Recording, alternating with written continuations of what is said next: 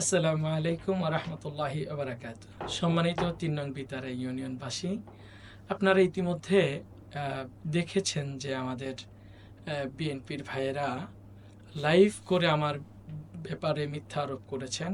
আমি আপনাদেরকে সংক্ষিপ্ত আকারে বলতে চাচ্ছি।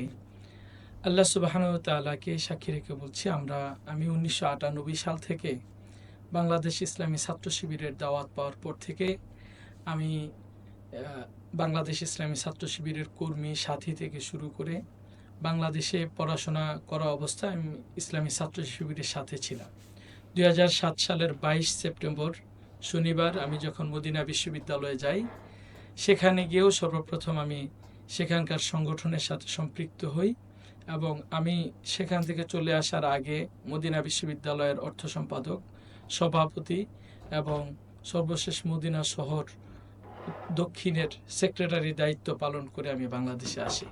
সেখান থেকে বাংলাদেশে ২০১৬ সালের ৮ এপ্রিল যখন বাংলাদেশে আসি, তারপর থেকেই আমি বংশাল থানা উলামা বিভাগের সেক্রেটারি, বংশাল থানা উলামা বিভাগের সেক্রেটারির পরে ডেমরা থানা আমি উলামা বিভাগের সভাপতির দায়িত্ব পালন করি। তারপর ডেমরা থানা অফিস সম্পাদকের দায়িত্ব পালন করি। অর্থাৎ আমি ইসলামী ছাত্র শিবির এবং জামাত ইসলামী করার পর থেকে এক মুহূর্তের জন্য সাংগঠনিক দায়িত্ব পালন থেকে কখনো গ্যাপ যায়নি। এর মধ্যে মিডিয়ায় কথাবার্তা বলা সহ বিভিন্ন জায়গায় আমরা দায়িত্ব পালন করেছি।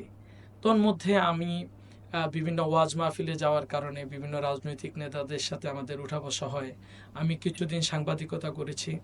সে কারণে অনেক রাজনৈতিক নেতাদের সাথে আমার সাক্ষাৎ হয়েছে। সেটা বিএনপি এবং আওয়ামী লীগ, জামাত তো আছে আমার নিজের ঘরানার। সুতরাং কারো সাথে মিশলেই ছবি একটা পেয়ে গেলেই সে দলের হয়ে যায় না। আপনারা ইতিমধ্যেই দেখেছেন আমিরে জামাত ডাক্তার শফিকুর রহমান সাহেব, তিনি ইফতার পার্টিতে বিভিন্ন দলের লোকের সাথে বসেছেন। তার মানে অন্য দলের লোকেরা জামাত হয়ে যায়নি, আমিরে জামাতও সেই দলের লোক হয়ে যায়নি। একটা ছবিই প্রমাণ করে না কে কোন দল করেন।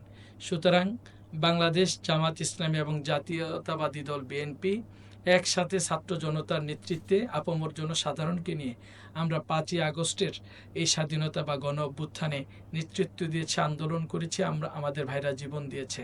সুতরাং আমাদের মধ্যে যে ভ্রাতৃত্ব, সৌহার্দ্য এবং ঐক্যের একটি স্তর রয়েছে, সেটাতে ফাটল ধরানোর জন্য আওয়ামী লীগ গভীর ষড়যন্ত্রের ইস্যু হিসেবে তারা আমাদের মধ্যে ফাটল ধরানোর চেষ্টা করছে। আমরা তাদের ফাঁদে পা দেব না। আমরা আমাদের ঐক্যকে বজায় রেখে আগামী দিনের কচুয়া তথা ৩ নং বিতারা ইউনিয়নের এই গণ অভ্যুত্থানের বিজয়, ২৪-এর বিজয়কে আমরা সুদৃঢ় করার লক্ষ্যে বাংলাদেশ জামাত ইসলামী এবং বাংলাদেশ জাতীয়তাবাদী দল কাঁধে কাঁধ মিলিয়ে সকল অন্যায় এবং অপরাধের বিরুদ্ধে আপোষহীন ভূমিকা রাখব, এই আশাবাদ ব্যক্ত করছি। আমরা নিজেদের মধ্যে যেন কোনো ভুল বুঝাবুঝি না রাখি। আল্লাহ তাআলা আমাদের সকলকে এই দেশ এবং জাতিকে ভালোবাসার, দেশের জন্য কাজ করার, কল্যাণকর কাজ করার তৌফিক দান করুন।